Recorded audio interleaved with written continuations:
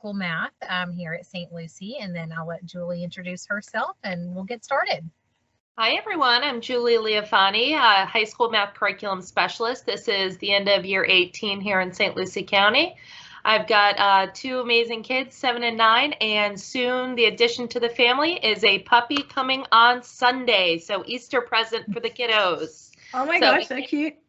We can't wait. She's a Labrador Retriever and a Bull Mastiff mix, so she's going to get really big.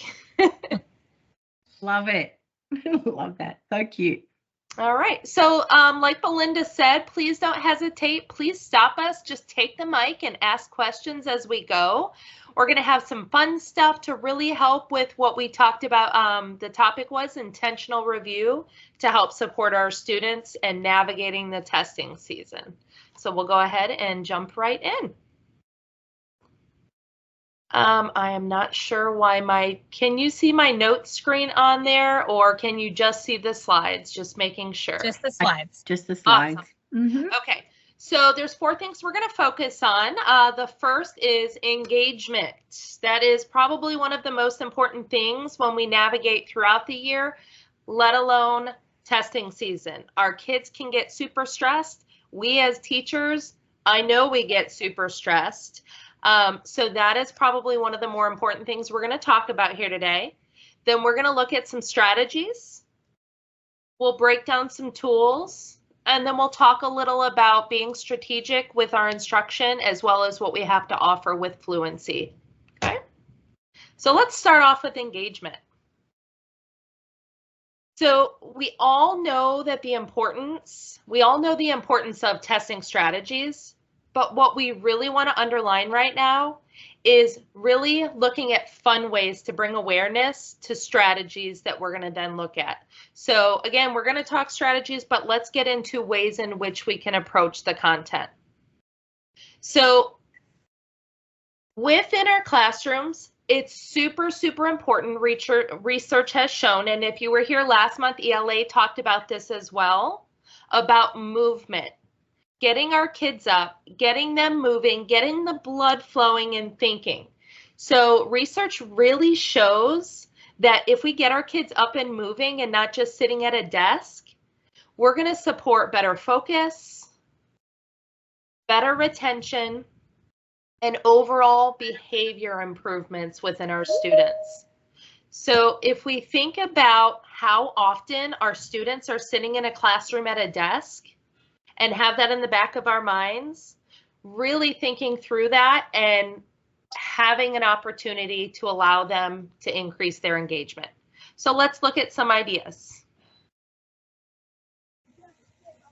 The first one, and again, we used a few that ELA talked about, but we added in a few of our own. One of my absolute favorites that I had used in my classroom is a game called Snowball Toss. So no matter what grade level of math you teach, whether it be 3rd grade or whether it be geometry, if you take a sheet of paper with a question on it or a math task on it, and you crumple it up, give each student their own one piece of paper with their own math question or problem. They're going to crumple it up, and if music starts playing, what they're going to do once that music starts playing, they're going to throw the balls around the room, the snowballs, making sure to have some structures in place, such as we're not throwing it at people hard. We're going to give a nice, gentle throw. And then once you're done and you shut the music off, we're going to choose a student to be able to bring their question to the board and read the question to the whole class. Once they read that question, each student is going to have a whiteboard and work through that question to solve that problem. And then we check, we get feedback, and repeat. So snowball toss, fun way to get them up and moving around the room, or at least getting their blood flowing. And a great thing with this one as well that I'd love to add is it doesn't even have to be like where you're having to reinvent the wheel, where you are going and writing out these on different sheets of paper. You can take already created practice sheets and cut them so that they just have the 1 or 2 questions that might be on there, and then crumple those up. So that's a great time-saving strategy for you as well. Work smarter, not harder. Absolutely. That's a good idea. And would you say that you can use this in any grade level? Yes. Mm-hmm. Definitely. All right. Another one of my absolute favorites, and this can get super competitive. I'm just going to throw that out there. I've seen my students with this game get super competitive, and they watch the students' feet at the line. Well, let's talk the rules. This is called March Madness Trashkaball. It's March currently, almost April, so we could just call it Trashkaball if we get into April. But bringing basketball into the reviews that we do at the end of the year as we're preparing them for the end of course tests is a super great way to target skills or any set of benchmarks you're looking to review with your students.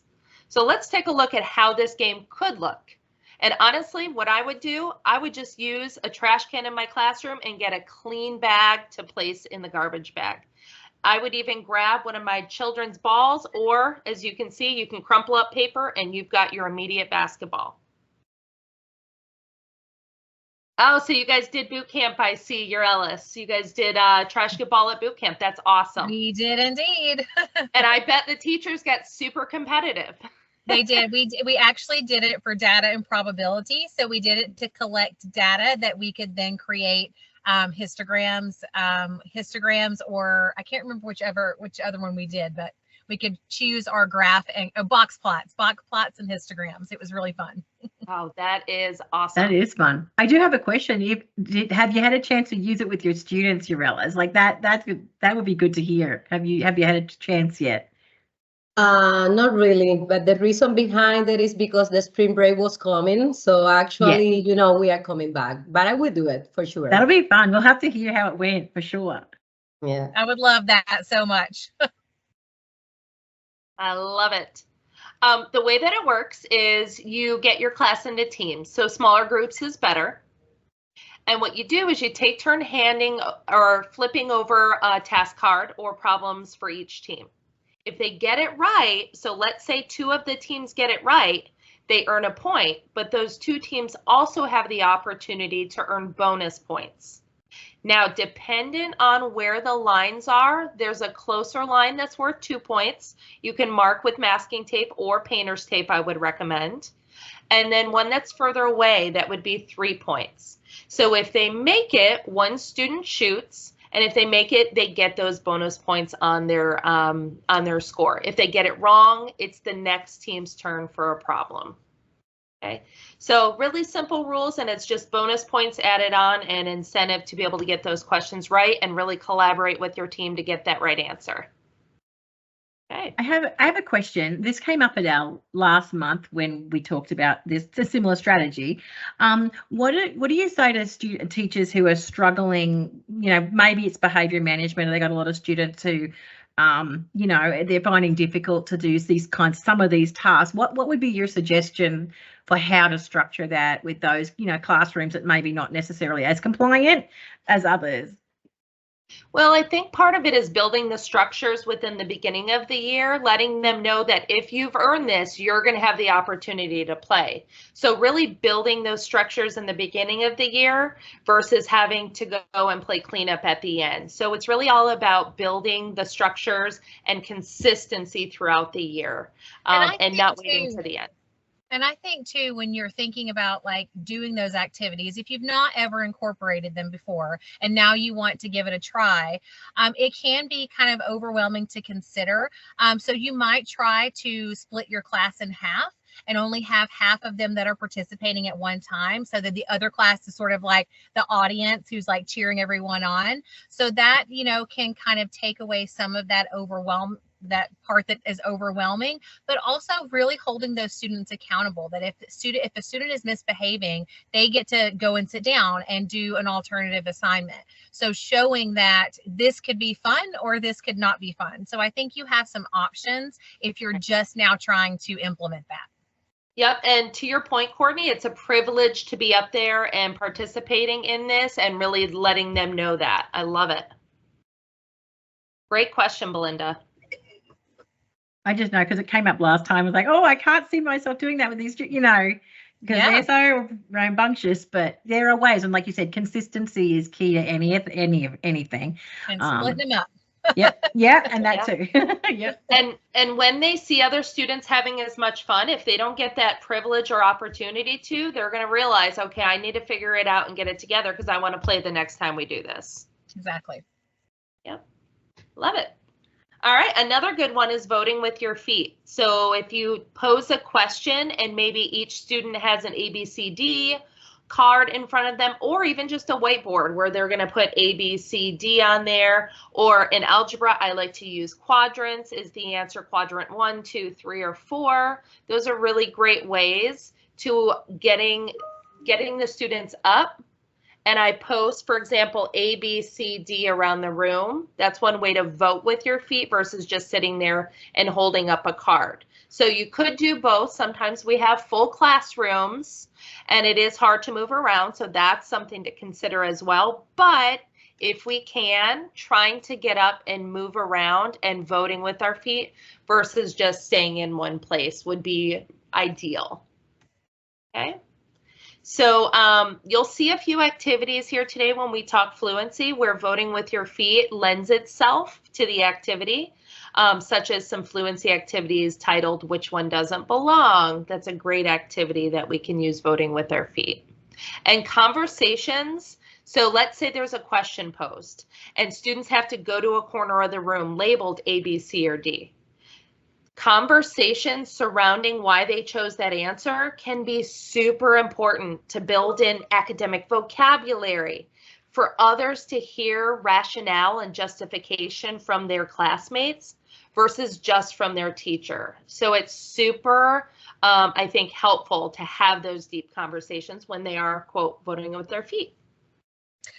Lisa, to answer your question, so I was looking, and obviously, again, it can be very challenging when you're, teaching middle school students to get them to want to participate in anything.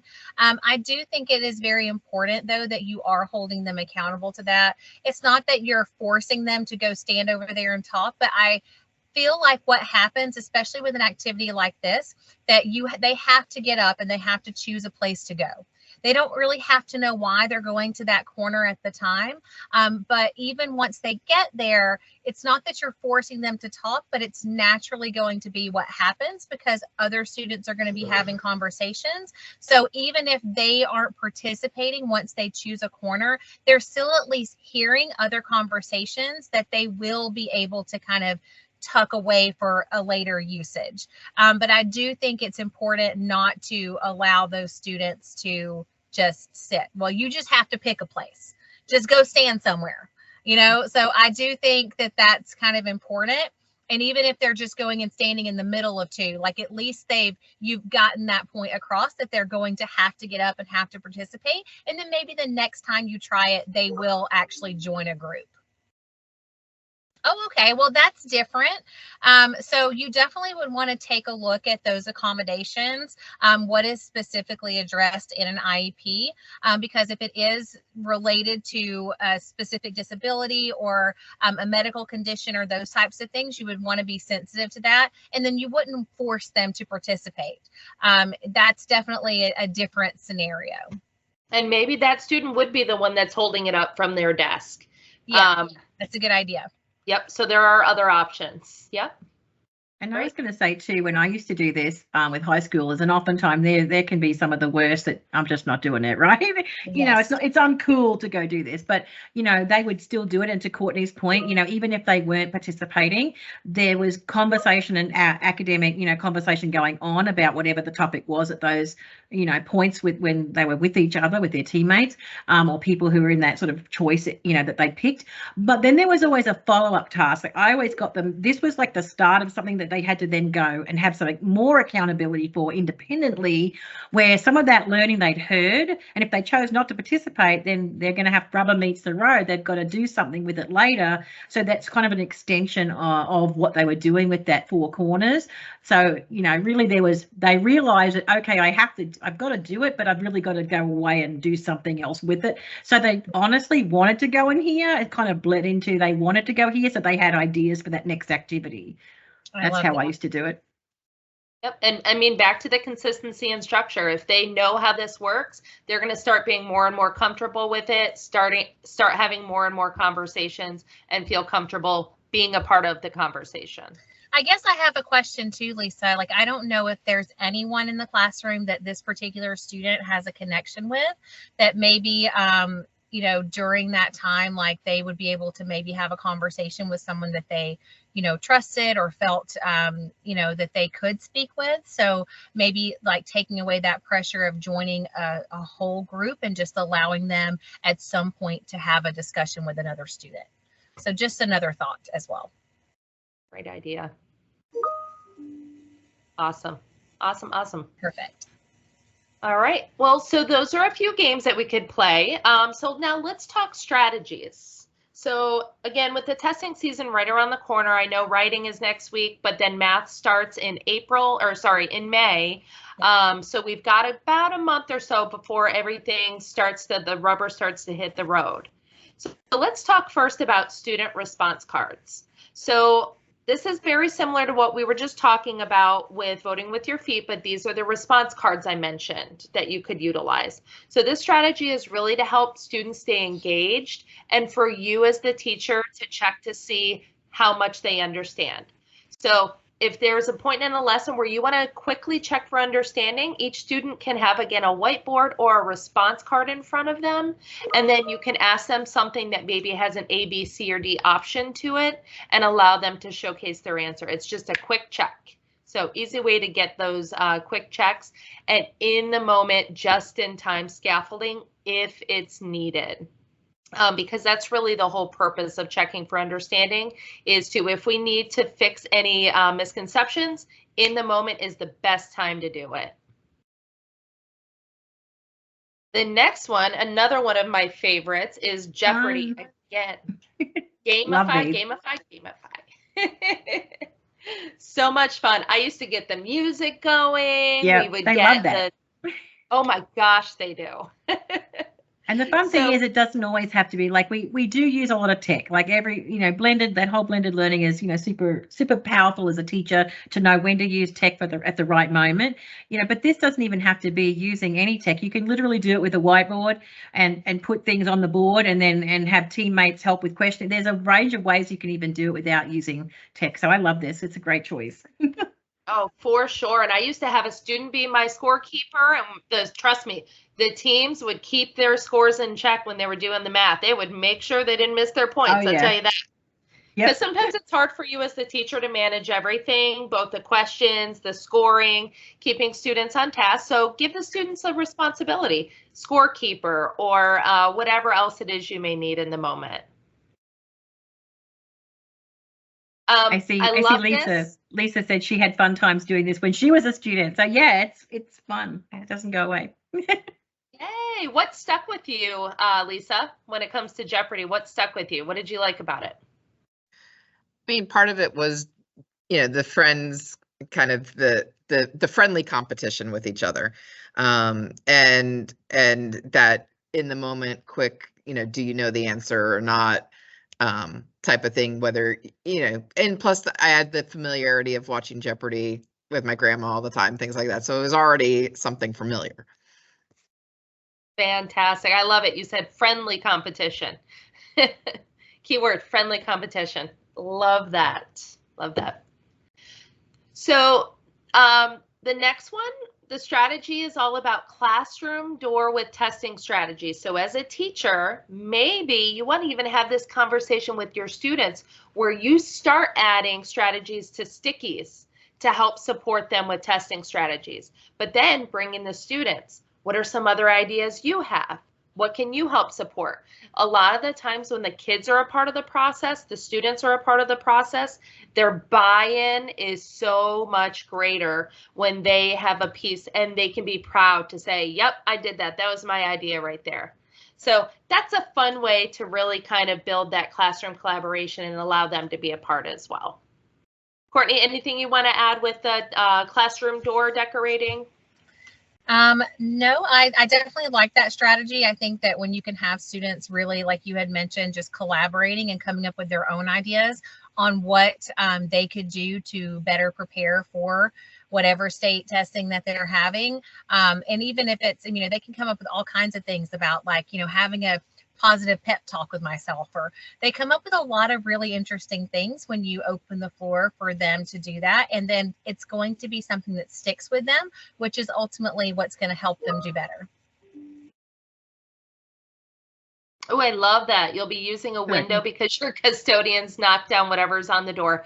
Yep. Or students run into it, or But you know what I was thinking too, like, just because we go into schools and there's, there's so many subs in places, and sometimes there's long-term subs, and, the students in those classrooms, I can just imagine the power of you're doing this as a teacher on your door or your window, and you're helping other students whom their teacher may not have even done this, but they might go by and like have a read and wonder what's going on and say, oh, it's helping other teachers, students as well. So I think this is a real collaborative way to think about your building, your pod, your neighbours, and help them help their students too. It's kind of important. Exactly. Fantastic point. I love it. Okay. Escape rooms. Those are amazing. I did not include that, but that doesn't mean we cannot talk about escape rooms. So let's go back for a quick moment. Escape rooms are so much fun. They are. You can do escape rooms with virtual locks. You can do escape rooms with real locks on like little lock and key containers. There are so many ways to do escape rooms. You can even do them digitally with form, like you can, it locks them out, and yep, so cool. Yep. So I did it, I created a geometry one a few years ago, but it was through Google. But seeing as we're not a Google district, I had to try to find a way to turn that into an escape room digitally without. But there is a way, I was told, to do it through Canvas and through Forms. So they both would work. I know Jessica Gutierrez is the Canvas guru. And then we could always talk if you are interested in creating one through Forms as well. I used them when I taught 8th grade. So, but I used them with physical boxes and locks. And we would have like different things that were kind of like twisted up, and different types of locks, and just a variety of different like options that you have. And the kids really enjoyed just being able to like see what was in each one that gave you the clue until you got to the prize at the end. So that is a great way. And I also wanted to mention just any kind of like card sorts. Like card sorts are a really low prep way to prepare for testing as well. I mean, pretty much anything can be turned into a card sort. If we're thinking about middle grades math and solving equations, you have your equations, you have your steps, you have your solution. Graphs, those things work well. Identifying functions. When you get into algebra, looking at, domain and range. And so you have a lot of options for putting together card sorts. And then the other thing I wanted to mention were stations. How you can basically create a station with lots of different types of activities where kids are rotating. It goes along with that movement piece. So that's a great time to utilize like a vertical space as well, so that you can see what your students are doing. You can use that with, big M instructional items and tasks. You can do that with the best assessment practice problems. So there's a lot of different options for stations, and really incorporating that movement and getting those kids up so that you can see and monitor what they're doing as well. So I highly recommend considering those options as well. Definitely. I love it. I love it. I love it. So nature of the beast now. Let's talk real quick about adaptive test reminders. So when we talk strategies have changed now that we have an adaptive test. So I included in the bottom portion a visual of the way the adaptive test works on the computer. You're going to notice that the very first green dot, students always start in algebra and geometry at a mid-level, but in grades 3 through 8, on the student's first PM assessment, they start off where they left at the prior year. So for example, if in 3rd grade a student scored a 4 on their math PM, then in the next grade level, PM1, they would start at a level 4 question to begin that test. Now, from there, what happens if they get a question right? You're going to notice the scale on the left-hand side, my vertical axis. If you get a question right, The next question is going to be a harder version of whatever the benchmark is next. If you get it wrong, the question is going to be an easier version of the next benchmark. There's no rhyme or reason to the order in which they ask the questions. You could get, let's say, a DP question to start, and then an algebraic and reasoning question next. There is no specific order, but it is adaptive. So what you're going to notice, there's a little gray bar around each of those questions, those green and red dots. Green means they got it right, red means they got it wrong. That is your margin of error. So the thing to remember with this is, in the beginning, the test doesn't know what the student knows other than the prior year. If you're algebra, geometry, again, it always starts in the middle, so there's no data. But margin of error starts huge. As they start to answer more questions, that margin of error gets smaller and smaller and smaller until they have a good prediction of where the student is going to fall. Are they a level 1, 2, 3, 4, or 5? So that's what that visual showcases, is how the adaptive algorithm works. So having that in your background, and I'm sure that this has been shared at your school, but if not, and this is new, don't hesitate to ask questions, because you knowing how the test works is going to guide how you support your students. So a few reminders I put on the screen. You cannot skip questions. You are not allowed to move. The test will not allow you to move to a new question until you've answered it. We highly, highly recommend students don't randomly put an answer. It will affect their pathway and will bring them lower down. At the very least, tell your students, take an educated guess before moving on. And if you do choose to flag it, don't wait any more than 3 questions to come back to it. Because if you wait longer than that, the effect of changing your answer is going to be much smaller than if you changed it earlier on before your pathway is determined. So I want to stop, because that is a whole new way of thinking from prior tests where it used to be about percentage correct. I want to be able to answer questions that might have popped up as we think through the adaptive test, because this is only our 2nd year doing this. And that does seem like a big change for sure. It is. It used to be flag, come back to it at the end. No more, because that will truly affect your pathway and not in a good way. So a good rule of thumb is about every 3 questions, having them go back if they choose to flag. Okay. So if anything pops up as we're going through this, don't hesitate to ask us. All right, so let's talk tools now. Yeah, Angie, 100%, really helping them understand how the test works. It's not a secret. We want them to know how it works. We truly want to be visible so the students can see we're not trying to trick you. We want you to know exactly what we know, 100%. So the first tool in math, and this is something that we use throughout the year in instruction, the reference sheets.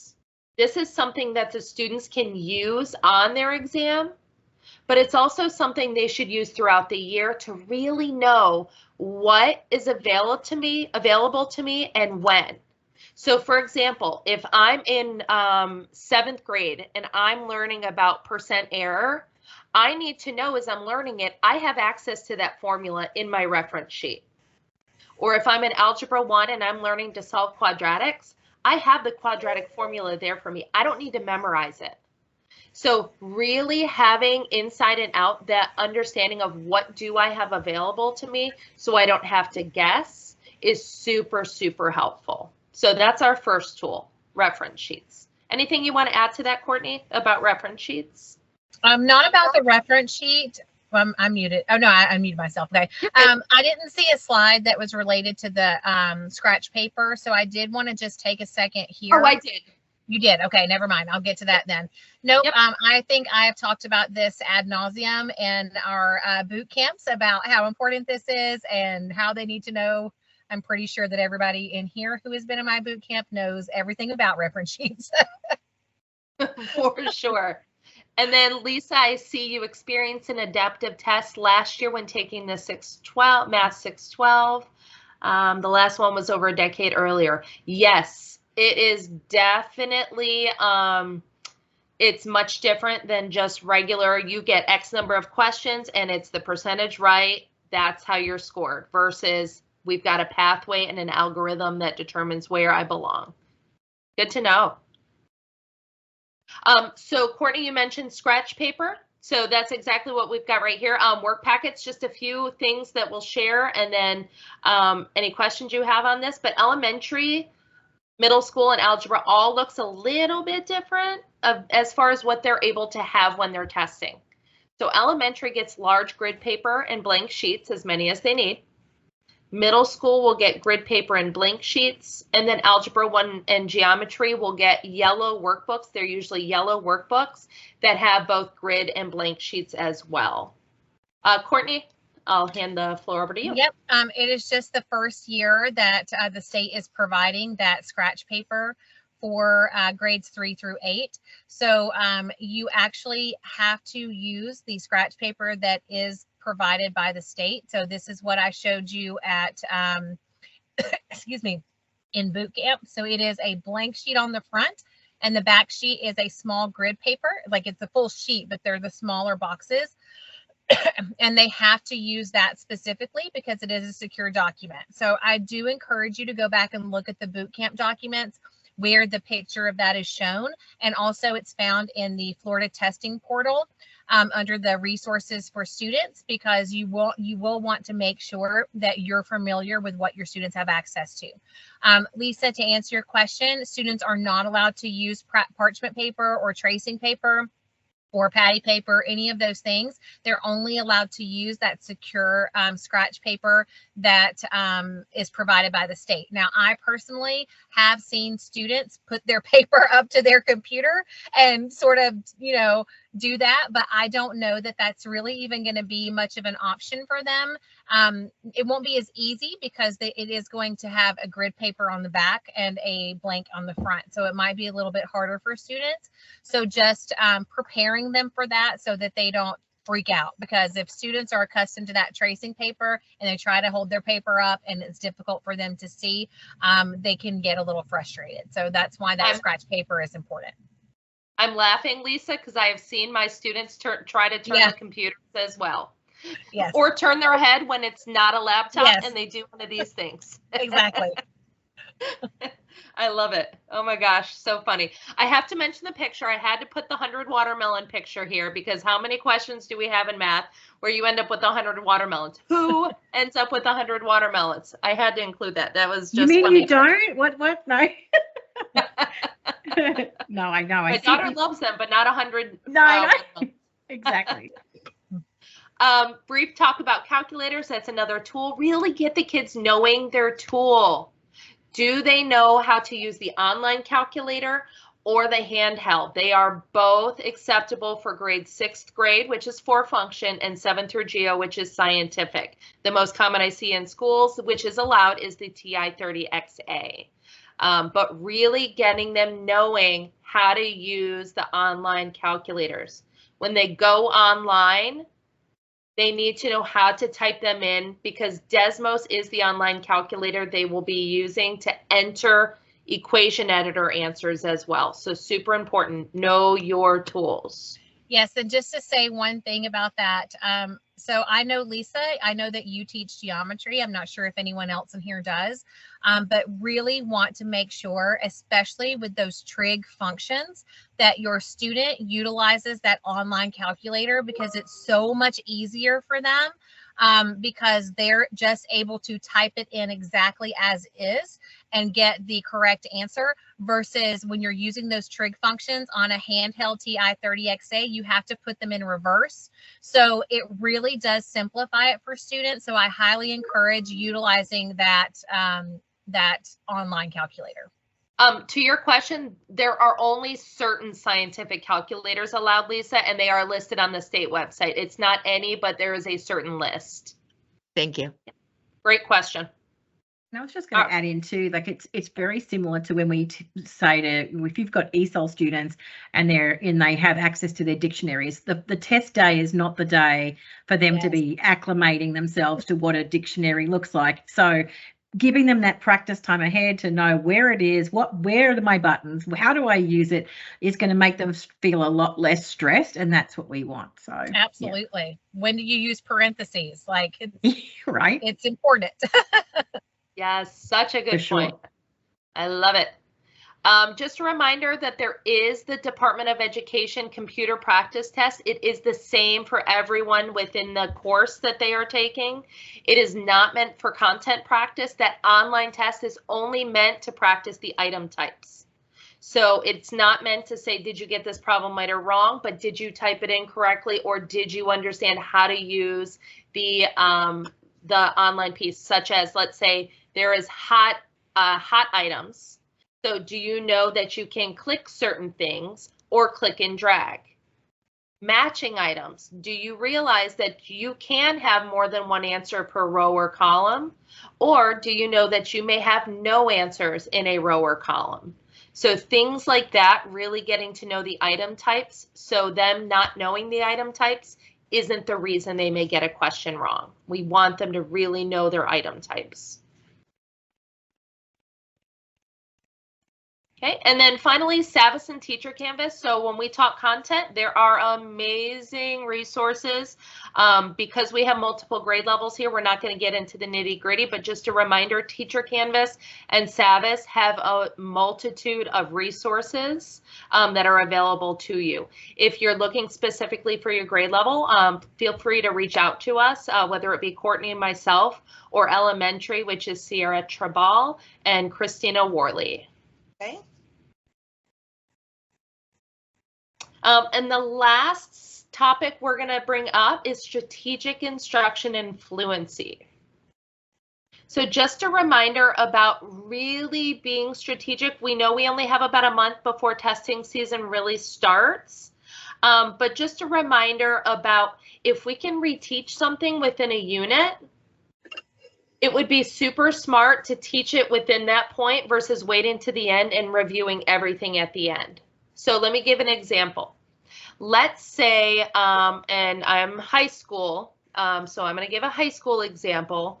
Let's say we are looking at key features of functions. We have a unit based on linear, quadratic, and exponential. I'm probably going to review key features in all three of those units, not just at the end of the year. So really being smart about that time that you're already intentionally teaching a topic and bringing in those prior topics in the moment with the new content where it fits. And that's really what we're talking about here. Courtney, anything you want to add to that? No, that's perfect. Awesome. Okay, and then fluency. I know the number one thing I hear math teachers say, including myself, they don't remember how to blank. We have fluency activities loaded in every grade level, kindergarten through calculus. We had an amazing team of teachers last summer help us build fluency activities for every unit, for every single course. So some of those include which one doesn't belong, where you could vote with your feet. Would you rather questions, where it brings the math in, but in a fun and friendly and engaging way. Okay, and then let's see, Lisa, I learned today that my geometry students are doing FEV tutoring, and then it's going from the start of the curriculum forward. Great, just know in Teacher Canvas in every unit, we have highlighted for the FEV tutors the benchmarks of focus. So that is at the bottom in Teacher Canvas of every single unit. You're welcome. All right, and that is it for us today. Fast and furious, navigating the testing season. That's awesome. Does anyone else have any questions at this time while I'll just get the screen back, and please feel free to ask Julie or Courtney any questions that you might have at this point. I don't have a question, but I do have a comment. Whenever you're creating something for your students, please make sure you can actually do the work yourself. Because we got locked in a escape room and we couldn't get out. We were not smarter than the fifth graders. It was Yes, very embarrassing. that is a fair statement right there. Make sure, no matter what it is that you are doing with your students, that you do the math first. We have stressed that in every single boot camp that we have done, because it's super important. You need to do the math before your students do it, so that you can prepare for what they're not going to know how to do. Yep. Great And point. That's so true. 100%, because when you do the math, you start to realize, oh, I can see my students veering off here. Here are some questions I can plan for to rescue their thinking, not rescue their answers. Yeah. So really planning for those questions to probe, not to give answers. So true. And that's like we tell people all the time, like when you're doing an I do, for example, you don't want to go in cold. You want to have practiced your I do before you get in front of students, because that's that critical time, right, where you can eliminate a lot of misconceptions because you have rehearsed and realize that sometimes the textbook leaves things out that we as teachers know our students need, and that needs to be in your I do. So always try to have a go at it first. Know what you're doing before you get with the students. You know what I mean? I do want to close our conversation with saying, I know this time of year is stressful. Please self-care, take time to yourself, go to the beach, relax a little bit, take time for you, because we know this time of year is super stressful. So just take that time when you can. Absolutely. Absolutely. And we stress that all the time in EduChats. We're always saying like teacher wellness, teacher wellness, teacher wellness. Because if we're not ready, we're not calm, and because they feel our stress, right? We get into testing season and teachers themselves are already stressed for our students. So, but they notice that. They definitely notice that. Make sure that you go and have that massage, or, enjoy it when you can. All right. So we want to end with, we always give our listeners a ticket to try, like from month to month. So because I don't know if anyone's here from last month, but basically we challenge you to sort of share with us, how did it go? What was it that you went and you learned? So maybe if you're new this time, what could you literally take away now and roll into your intentional review with your math, so that when you come back to our next EduChat next month, you can share back with us. So these are kind of things like just to think about and sort of take on some of those strategies that you've heard tonight that you can actually go and try and then report back, and we like to hear those stories. Our next speakers next month, we're very much hoping we're going to be doing science and social studies, and some of those sort of intentional review practices in our other subject areas. So we're hoping to have our guest speakers come in, and Jen and Beth and Zulai and Kate, to talk about some of those topics with our teachers. And then which our next EduChat is 425. So bring a friend. We want you to bring them along. And before everyone goes, we want you to get your credit for coming, so we can give you your professional learning credit by the end of the year. So if you want to use your camera for the QR code, or you want to click on the screen, because I'm in PowerPoint Live again, or I'm dropping it in the chat. We want you, it's a very quick survey, so you get your 1 hour of in-service professional learning points.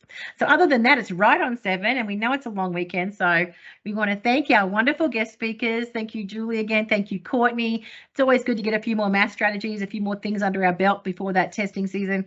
Thank you for being with us. We appreciate it. And for all our people here, maybe for the first time, thanks for coming, and we hope to see you back. Thank you, guys. Thank you, everybody. I'm going to stop recording. Thank you, Angelea. I hope your hair is lovely. Thank you, Eurelis. Thanks for being with us. Thank you again. Thank you for having us today. We really enjoyed being able to come and share information. So thank you. Thanks so much. Thank you, guys.